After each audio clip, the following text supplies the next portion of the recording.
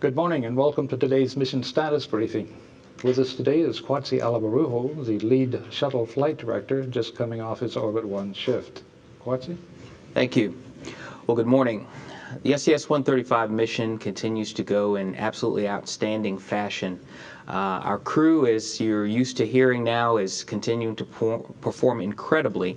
We are running right about on the timeline with respect to transfer operations of cargo from the shuttle middeck and the MPLM, as well as the transfer return.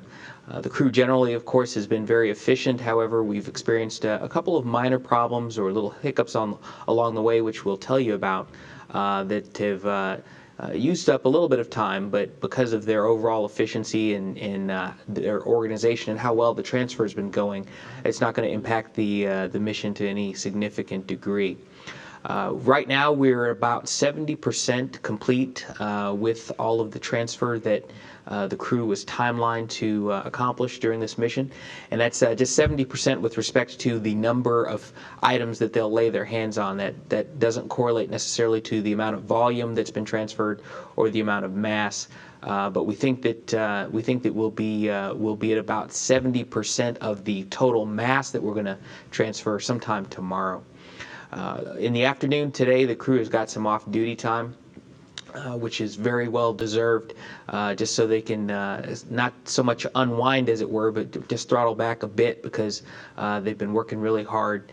And of course, this off-duty time is prescribed by our shuttle crew scheduling constraints in order to maintain overall fitness and health of the crew as we proceed with the mission. Now, many of you have heard by now, last night in the middle of the crew's sleep, we had a problem with general purpose computer number 4, that's GPC number 4 on the shuttle.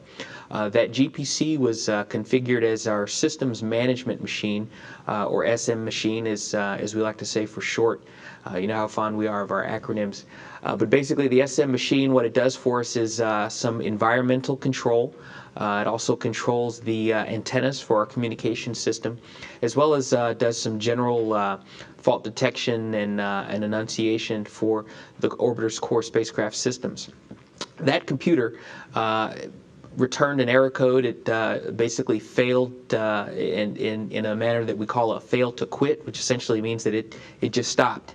And so the master alarm that was enunciated when that happened, right around 2-ish hours into the crew's sleep, that woke the crew up, and they spent about 30 minutes reconfiguring the computers to move the systems management functions to general purpose computer number 2, GPC2. We then shut off GPC number 4 and replanned today's plan to do some detailed troubleshooting on it. We allowed the crew to sleep in about 30 minutes later, since we did take about 30 minutes away from their sleep, and they did take us up on that. And so once the crew got going with their day today, Commander Chris Ferguson and pilot Doug Hurley took about 45 minutes to run this troubleshooting procedure on GPC-4 to basically bring it up to do a data dump of the memory from GPC number 1, which was the active primary GNC computer that saw GPC-4 status when it failed. So we dumped that computer's memory. We then initialized GPC-4 and dumped its memory to see what it thought about why it failed. And then we did an initial program load. Essentially ran the exact same procedure that we ran a few days ago in response to the switch T's failure on GPC-3. GPC-4 actually did behave itself. It did recover. The dumps were completed nominally, and our engineering teams are analyzing that dump data right now. It'll take about another several hours to get the results of that dump data. We expect a full report from the engineering teams when my flight control team comes on shift tomorrow, or actually really later tonight. And right now, there's no smoking guns that they've identified as to the cause of the failure. In such a case, we treat it as really a transient hardware failure that might be stimulated by any number of things. Radiation is one possible cause, but we don't have any conclusive evidence of that, although the orbiter was flying through the South Atlantic anomaly at the time of the failure. So that's just one of the many things that we think about. So once we brought that computer up, we basically put it to sleep, just like we did with GPC-3. And so we're now in a nominal config again with GPC-1 as our GNC computer, and GPC-2, which is slightly different, as our systems management computer. And we're going to stay in this configuration probably for another couple of shifts, another several hours, and think about getting some runtime on GPC-4 before we undock, just to observe its performance and see if there's anything additional that we want to do with it. Now, once we review the results of the data dumps and the memory analysis that the engineering teams are doing, that still may reveal something that leads us to investigate some other possible root causes and to think about some other things that we might want to do with the computer. But for the time being, we've got it recovered, and we think it'll probably continue to function well for us for the duration of the mission. The other little anomaly that you might hear about shortly is a broken latch on a locker door where we store our lithium hydroxide canisters. These canisters are our CO2 scrubbers on the orbiter. We don't need them right now for the CO2 control on the shuttle, because the regenerative CO2 removal systems on the International Space Station are providing more than sufficient capability to control CO2. But we were scheduled to get into that LIO locker, if you will, to change out some of the canisters that are on the space station, older canisters with the fresh canisters that we flew up on Atlantis. That's the standard procedure that we typically do during these missions in order to make sure that the International Space Station has the freshest canisters that are possible. And so we will have to probably do some kind of maintenance activity on that locker to get it open at a convenient time. Might get to do that sometime today, maybe sometime tomorrow. But other than those things, again, Atlantis continues to perform beautifully. The transfer mission is going very well. We haven't experienced any other significant problems with the spacecraft, and of course we're going to continue to watch the computers and make sure that they behave themselves. But right now we think we are very much on a path where we will likely be able to configure the computers nominally for entry and landing on flight day 13. So that's the status that we've got right now. Tomorrow we have on the plate more transfer. Again, repetition of pretty much a same theme with very little variation. Cargo transfer, and more cargo transfer. But again, that's the reason that this spacecraft is docked, and that part of the mission is going very, very well. At this point, I'll turn it back to you. Thank you, Quadzi. We'll take questions now, starting here at Johnson Space Center. Please remember to step to the mic to ask your question. And please remember to identify yourself by name and affiliation. Thanks, John. All right, it's Mark Carreau for Aviation Week. And could you go over what the nominal configuration for the GPCs would be for landing? And also, it doesn't look like there's any common thread between 3 and 4 at this point. But just to be sure, do you consider 3 available for anything you need it to do? Okay. For the rest of the mission and landing. Great questions. First off, let me answer the shorter question to answer, and that is about GPC-3. Right now, we consider GPC-3 a perfectly healthy and functional GPC that is available for use for whatever we might need to use it for. Typically, we will use it as a guidance, navigation, control computer, and we don't see any leans against doing that at this time. Now, the nominal configuration of the GPCs for entry, essentially, we will nominally have all 5 GPCs up. GPCs 1 through 4 run what we call our PASS software, basically our primary avionics system software, and they run redundant copies of that software so that they are all computing the same thing and talking to each other so that they can check each other out and make sure that all of the computers are functioning properly and computing the same result given the same inputs that they derive from their flight critical buses. GPC-5, which is also up and running for landing, performs the exact same functions except with a completely different flight software package that's made by a different vendor, and so this provides us some redundancy and protection against any insidious software issues that might conceivably take down all 4 past GPCs, given some anomalies or singularities in computation, divide by 0 errors or something insidious like that. And so normally all 5 of those computers are up. The way we configure the computers is we assign each computer to talk and to drive, if you will, one of the flight critical buses. A bus is just simply a collection of input-output devices that link the computer to physical pumps, valves, flight control surfaces, thrusters, jets, engines, and other things that are required to fly Atlantis. And so we have 4 flight critical strings, 4 flight critical buses, and we assign GPCs 1 through 4 to the buses 1 through 4 respectively. GPC 5 runs the backup flight software, and again provides some redundancy as far as the software part of the computer management. And all 5 of those computers will be up for entry, and ideally we won't have any additional problems or failures. Philip Sloss with NASASpaceflight.com. A couple of questions. First, did you see any kind of a failure signature? Well, not your shift, but the Orbit 3 shift. Did they see any kind of a signature at the time of failure for GPC-4? Are you asking if there was some kind of telemetry or leading indicator before the MDM failed or the GPC failed? Yeah, or like was there any errors or anything like that were seen at the time, or did it just fail to quit? There was nothing that was seen in telemetry for that computer at the time. It just failed to quit. Happened pretty much right out of the blue. The flight control team responded per procedure and reconfigured. Of course, our initial indication was the master alarm that we saw in telemetry that when the system failed, and several of our flight controllers, of course, reported indications that they would see as a result of losing the systems management function on that GPC.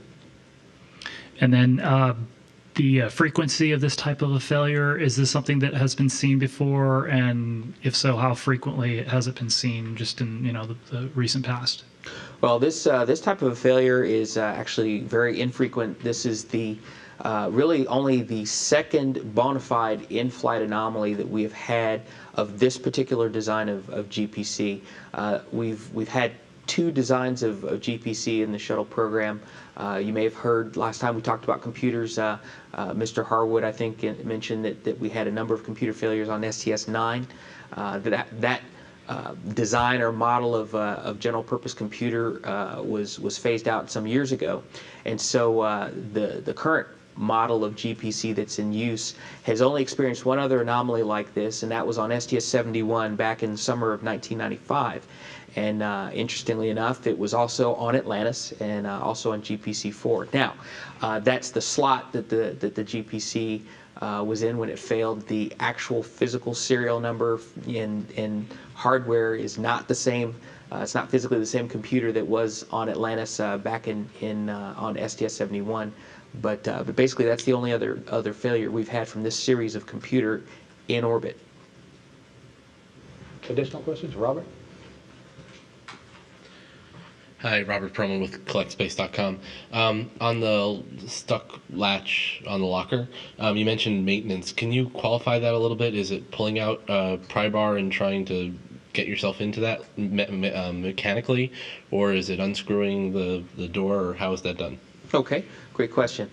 The particular locker in question has an access door on it. However, the entire panel on which that door is situated and attached is fastened to the floor with about 25 captive fasteners. And so essentially we just essentially have to go to the edges of that whole panel after we remove the cargo and various other things that are stowed there from the area, and just unhinge and loosen those fasteners, and then we can remove the whole panel and get to the back side of that door with the stuck latch, and then we should be able to remediate it fairly quickly by resetting a set screw, which we think has probably come loose, or maybe trying to address a failed spring of some kind.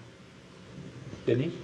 Denise Chow at Space.com. With the GPC-3, how confident are you that you won't have another switch tease or related incident during reentry? Okay, great question. Well, we're going to basically see where we are with that GPC when we bring it up for undock and fly around in a few days. Now, one of the things about the switch tease phenomenon is it's really a feature of the switch. It's something that we cover in training, and you know, when I went through my initial data processing system training a few years ago, and I first tried to expand a set and power up GPCs, I did the exact same thing. It's something that can sort of happen if you're not really paying attention. It's the technique for avoiding a switch tease is actually very easy to implement. So we are pretty confident we won't have the problem again. If we do, however, we do know how to bring that computer back up. We'll be on the lookout and ready to implement the procedures that are required to reinitialize the computer within a reasonable amount of time. And so we should have plenty of time to get the computers in proper configuration prior to execution of the deorbit burn for entry. Irene? Irene Klotz with Reuters. 2 computer glitches on one flight seems pretty high odds. How do you know they're not related? Well, for the GPC-3 case, when that MDM, or excuse me, MDM is what we call them on the space station side, when that computer failed, it failed at the moment the crew was actuating the switch. We got feedback from the crew about what had happened. The signature was consistent with the ops notes that we have consistent with the switch tease. In this case, the crew was asleep. Nobody was anywhere near the switches, and so this signature and the circumstance was different. Now, to be sure, as I said earlier, until we complete our analysis of the dump data, we have no idea exactly what caused the failure of GPC-4. The fact that GPC-4 was able to be reinitialized is very telling, because what it says is that whatever the issue was, it's either software or a transient hardware issue. And of course, transient hardware issues tend to fall in a fairly limited subset of things that you'd look for, things like radiation or some kind of electrical anomaly that we can go investigate. So we've got different circumstances, different signatures. The fail condition on GPC-3 was different. GPC-3 actually failed to halt, whereas this computer failed to quit, which is 2 different computational and physical states of the hardware. So until you complete your analysis, you can't really say anything for sure, but we've got many reasons to believe that these 2 failures are not caused by the same thing. Now, the fact that we did have 2 computer failures on the same flight on a spacecraft that's otherwise performing beautifully, that's not at all lost on me. I do have a saying that you're not paranoid if they really are after you. So I am cautiously optimistic that we'll have a healthy data processing system for undocking for the rest of the mission and for re-entry, but we will be watching closely. Any other questions here in Houston? Ted? Ted over Channel 13 here in town. During the crew briefing, we heard one of the station members say, you know, this thing's starting to look smaller. Can you explain where they're putting all this stuff, and you know, why would the station seem smaller in his estimation? Okay, that's an excellent question. The station is starting to seem smaller because we have brought up in the MPLM and in the mid-deck an incredible amount of stuff. And of course, that's a technical term. There's just so much cargo and so many large bags that have been brought up. Now, as they're being unloaded from the MPLM, they are being stowed in the livable spaces on board the International Space Station. They're being stowed in the lab module, in Node 1, Node 2, in the GEM, wherever we can reasonably put them, in the PMM, the Pressurized Multipurpose Module. And so as all of this cargo is being deployed, in addition to the supplies, the provisions, and spare parts and other cargo that was already on the space station, there are certain portions of the space station, certain modules, certain habitable volumes, which quite honestly get cramped.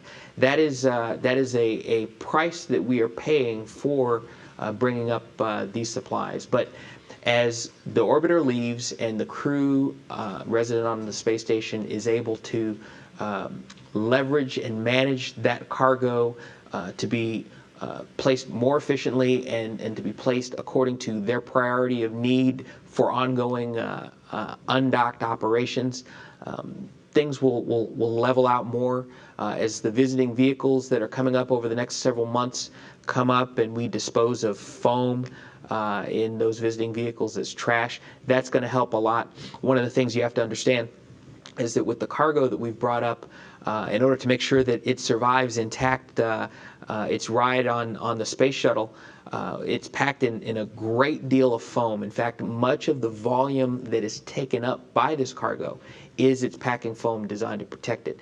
And so once it's on orbit and once the foam is no longer needed, that really represents a bit of a nuisance more than anything. And so we'll try to pack as much of that foam as possible in the MPLM for return. So hopefully the spacecraft will seem a bit less cramped in a few days when we get ready to close out the MPLM. And of course, there's just a natural situation where there's other pieces of foam and other packing material that we just won't be able to dispose of until much later, say on a Progress vehicle or one of the other visiting vehicles that come. Okay, anybody else here at JSC? We'll take questions now from Kennedy Space Center. Hi, Marcia Dunn, Associated Press, with a couple questions. For GPC-3, you described it as failed to halt, I believe. I'm not quite sure exactly what that means. Is that also an immediate shutdown? And how many times have you seen that type of occurrence on orbit before? Okay, in the event of a fail to halt, and basically what that's saying is, we have a mode switch that tells the GPC, if we switch it to that position, tells the GPC to halt, which essentially means to stop computing. It doesn't flush it or purge it of its software. It doesn't register necessarily any errors in the box itself, but it just stops. I like to think of it in layman's terms as analogous to when you simply close the lid on your laptop. Your laptop is really asleep. The operating system is still active in some small part of the computer's memory. If you open the lid on your laptop, you'll essentially be able to resume your session exactly where you left off. That's the way you should think about the halt state. In the case of fail to quit, the application software that's in the computer as well as the operating system, it just stopped. Computation stopped. All of the processes just simply stopped in an otherwise unrecoverable manner. And of course, we, by necessity, did have to do a data dump and reinitialize that computer. Now, as I indicated before, the only other instance of a spontaneous on-orbit anomaly that we've seen, like what we had on GPC-4, was on STS-71. As far as the issue we had with GPC-3, the sort of the switch tease phenomenon, I don't have exact numbers, but I know we've seen that in orbit a few times. As I said, it's a feature of the switch, and if you don't finesse it quite the right way, you're prone to get that situation. Thank you. And I'm wondering what happens if one of the other three GBC also experienced some sort of quit to halt, quit to quit.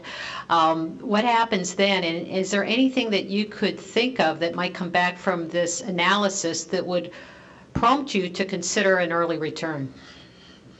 Well, according to our flight rules, we would have mission duration impacts if I lost if I lost two computers essentially.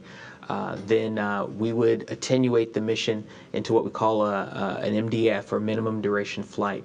If I lost three computers, then according to my rules, I would be looking at coming home essentially at my next primary landing site, which would be essentially within the day. So as long as I have a computer that I have demonstrated I can load and bring up into our redundant set and into our common set, if you will, and that's the collective of redundant computers, if you will. As long as I've demonstrated that I can do that, I don't have any acute mission duration impacts. Now, having said that, If we were to experience another problem with a different computer, honestly, I think we would all be thinking very, very hard about what was going on. We do what we always do, which is we would get the data first. The very first steps of our troubleshooting procedures are to do data dumps. We do data dumps of the computer that was functional and monitoring the other computers in the set to see what it saw. We do data dumps of the failed computer to see what it thinks it saw about itself. And we get the engineers to analyze that and take a good hard look at it. Beyond that, we draw some reasonable conclusions about what would happen. So that's about as much as I could tell you about our response to another issue. Again, just to emphasize, even with the problem we had on GPC3, which was due to a condition that we have an explanation for, and the problem that we've had on GPC4, which we don't yet have an explanation for, what I can tell you is that we have demonstrated the ability to bring both of those computers up to full computational readiness and add them to our redundant set. And so that's a meaningful capability that we have. I believe that was our last question from Kennedy Space Center. We'll go now to the phone bridge. We'll start with Bill Harwood. Hey, thanks, Quatsi. I just want to follow Marcia's question. I have two quick ones along those lines. From a flight rules perspective, if you have a computer that's deemed the victim of a transient, I know that's addressed specifically in there. What does it take to make you fully trust it again? Okay, that's an excellent question. A computer that is deemed to be the victim of a transient hardware failure, and how we get to that determination is after analyzing all of this dump data, after analyzing the memory of the computers, in the absence of any other credible explanation like a switch tease or some other issue, if we don't see any software problem or indication of a computational error, what that tells us, and the conclusion that we draw from that, is that there's some transient hardware-based condition that resulted in the GPC's temporary loss of function. In that instance, we have specific guidance as to which buses we will allow that GPC to drive. So in the instance of GPC4, if it is determined that this was a transient hardware failure, my rules tell me that however I configure it, I can only assign it to drive what we call string 4. And that is chosen because of the types of hardware that are connected to that particular data bus. The hardware that's connected to data buses 1, 2, and 3 are deemed of such a critical nature that we don't want to subject them to the possibility of another transient hardware fault that might impact our ability to control the spacecraft during critical operations like undocking, fly around, and certainly for re-entry. So even the good news is that because this is GPC4 and our nominal configuration for entry is such that we assign GPC4 to string 4, even if it's deemed the victim of a transient hardware failure. Unless we see something more insidious that gives us pause, we can basically assign this GPC to its nominal string, to its nominal data bus that we would normally do for entry, because if it does experience a problem during entry, the particular failure mode in this instance with that data config will not cause any immediate problems for controllability of the spacecraft during reentry. Thanks, got that. And two more real quick ones. From the flight rule perspective and where you stand today, none of these computers are failed at this point. You have all 5 at this point, although there are some leans against 4 until you finish your analysis. Is that right? That's absolutely correct. Okay, thanks. And, you know, reporters, whenever things like this happen, we all focus on this and think about it real hard because we don't understand it to the degree you do. Do you consider this a major issue, a minor issue, or something in between?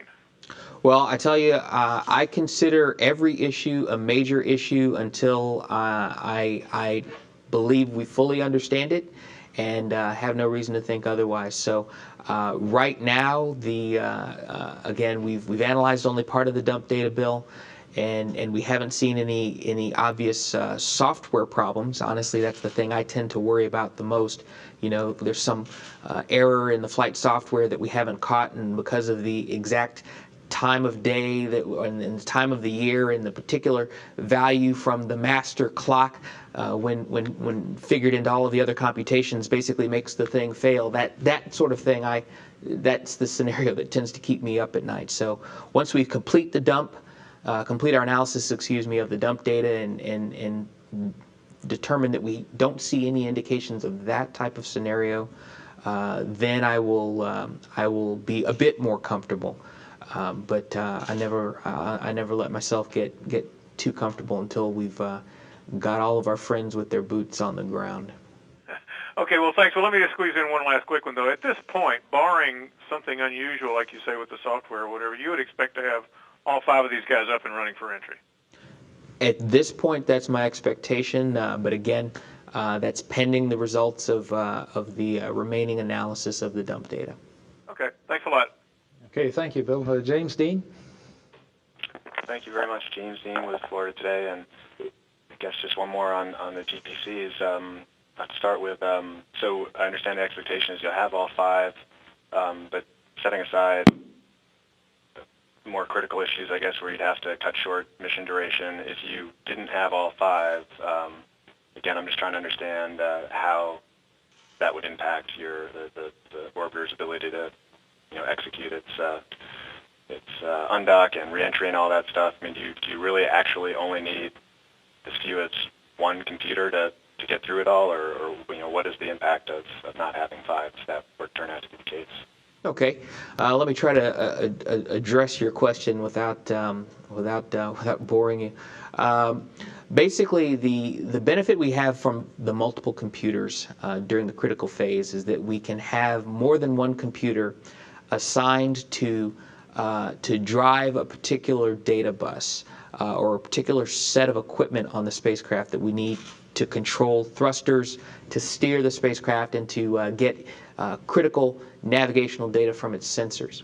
And so by having multiple computers, we are able to selectively assign each physical machine to drive a particular data bus, while, again, in the redundant set, those computers talk to each other so that they can monitor each other's performance and exchange data and fundamentally compute the same things. And so what that does for us is it prevents the failure of any one computer from taking away functionality that might cause a dangerous loss of control of the spacecraft. So I just set that up because that's fundamentally the driver that really drives how we manage these. So if we do have a problem with another computer, or we see something something with GPC-4, for instance, in our analysis, such that we will not have it up for entry, again, we don't think that's where we'll get to, but if we do get there, what that simply means is that the data bus that would normally be driven directly by GPC-4 will simply be assigned to another computer, and that other computer, which would normally only have 1 bus assigned to it for entry, would have 2. And the way we would pick which computer would share the 2 buses is based on what provides us the best failure tolerance against a loss of control or degraded control for that situation. So hopefully that makes some sense.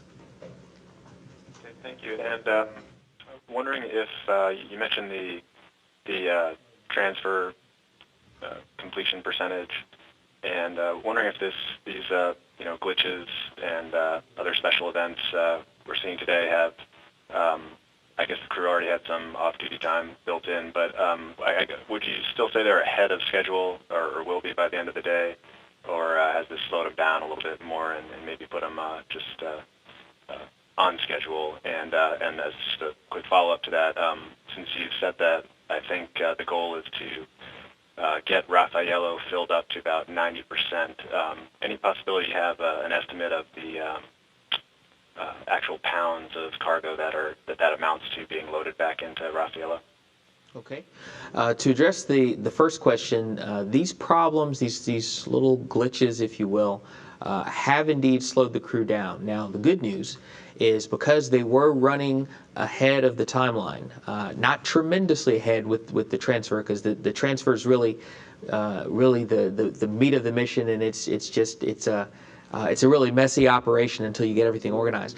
But Sandy and the rest of the crew were running far enough ahead that once we took some time to troubleshoot the computers, to give the crew an extra 30 minutes of sleep time this morning to make up for the sleep time that was lost, all of those little things, we are right on plan at this point. We're right on the timeline. So the little margin we had, we gave some up for computer troubleshooting, and now we're right on plan.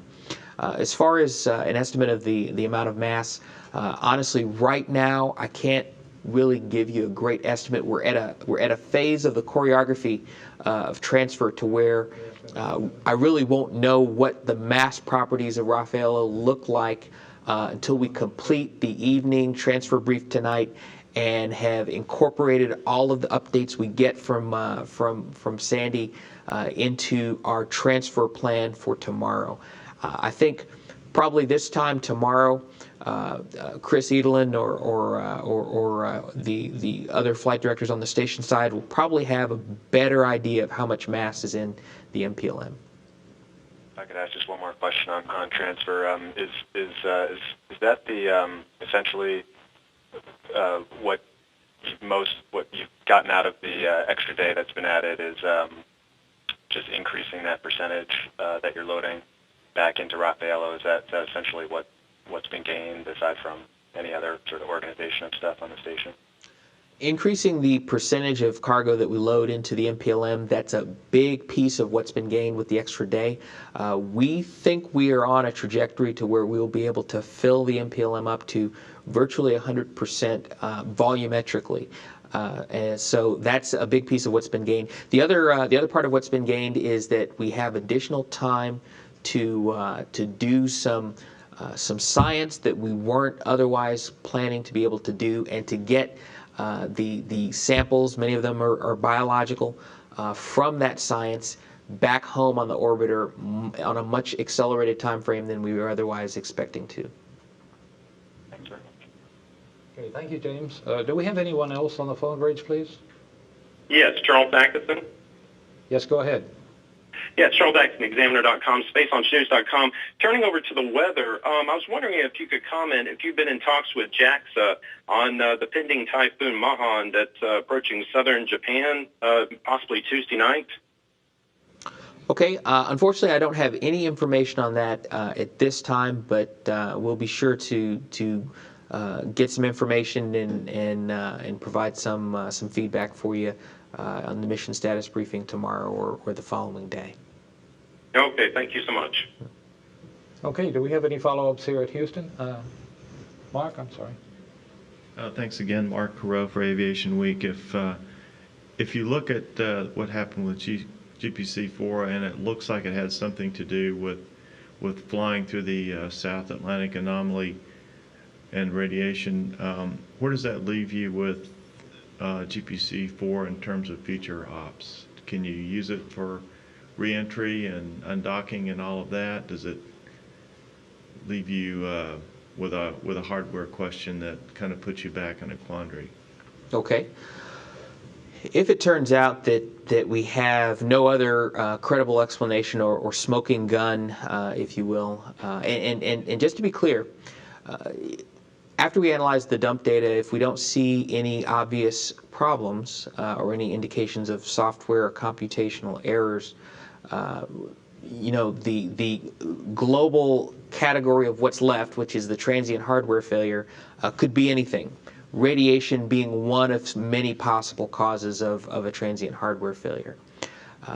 In that case, we would treat the GPC as suspect, if you will, just to use layman's terms, and as I described the flight rules earlier, there are certain flight critical buses we simply would not assign that computer to control during critical operations like the undock and fly around. And so what I would do as my team will be executing the undock and fly around is we would assign the associated flight critical buses to the other computers that we had available to us. Now, since GPC-5 has our backup flight software, and we normally keep that asleep to serve as our BFS or backup flight software machine, I would continue to leverage GPC-2 notionally to do our systems management functions and rely on GPCs 1 and 3 for the GNC function during the undock and fly around. Now, for entry, again, because of how we normally do the stringing and which data bus I'm allowed to put GPC4 on, I would actually have something that very much looks like a nominal stringing for entry. So between undocking and entry, we would probably have GPC4 remain asleep, except for periods where we might want to get some innocuous runtime on the GPC just to watch it compute without it driving any flight critical buses. But it'd probably stay asleep until it was time to bring it up and string it for entry. Irene Klotz with Reuters. Just to make sure I understand, the bottom line with all of this is that if GPC4 is transient, it is not considered failed for the flight rule that would come into play with a 2 out. And then this other question, and it's really silly, but at this point, with the way the computers are right now, has there been any changes at all to how you want the crew to be packing stuff up for the return home or unpacking things? Has there been any kind of mission logistics impacts, just 5 failure modes down the way if you did end up having to leave early? Thanks. Okay, that's an excellent question, and the easy answer is we have not changed any aspect of how we've been executing the mission as a result of the GPC failures. From a strategic perspective or from a tactical perspective with respect to the transfer, we are executing on plan. The only adjustment we've made is because we took about 30 minutes of the crew's sleep time last night to move the systems management machine to GPC-2. We gave them an additional 30 minutes to sleep and adjusted our plan to make everything fit in the box properly. Other than that, there's nothing that we've done differently and nothing that we anticipate doing differently unless, again, we see something that's more sinister. And so far, we haven't seen any evidence of that. Any others here in Houston? Seeing none, a couple of NASA television programming notes. At 11:29 Central Time, 12:29 Eastern, President Barack Obama is scheduled to call station crew members. And at 1:30 p.m. Central Time, 2:30 p.m. Eastern, we'll have a replay of the crew news conference. An additional reminder, you can follow activities of the International Space Station and the Space Shuttle at www.nasa.gov. Thank you, Kwatsi, and thank you all for coming.